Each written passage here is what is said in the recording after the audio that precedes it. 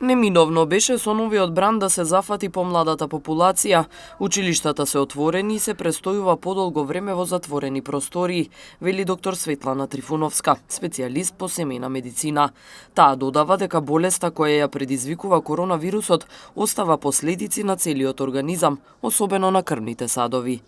Јасно е дека сега од почеток на пандемијата школите се отворени, децата имаат поголем проток, да имаат заштитни мерки и се тоа, но неминовно беше со овој бранд да се зафати помладата популација и нормално дека самата инфективност влие, колку долго вие сте у близина на вирусот, значи кое количество не вие сте експонирани во единица време.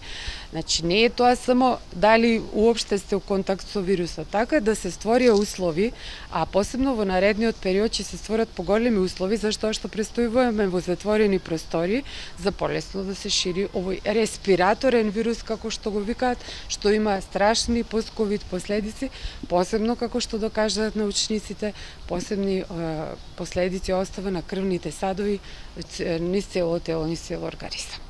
Мора кај граѓаните да има свест и информираност дека превенцијата е најважна, а во овој случај тоа е вакцината, вели доктор Трифуновска.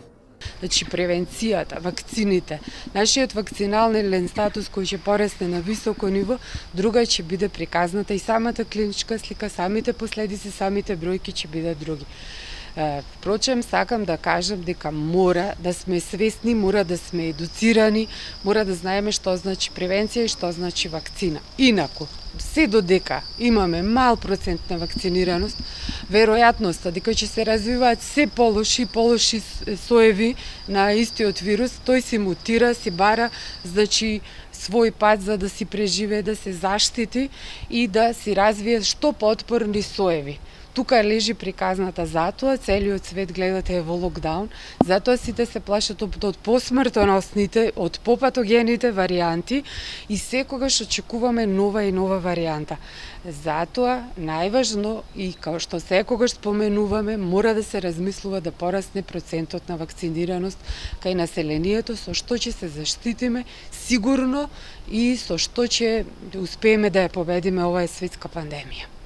Новиот сој Омикрон потврдено е присутен во 38 земји во светот.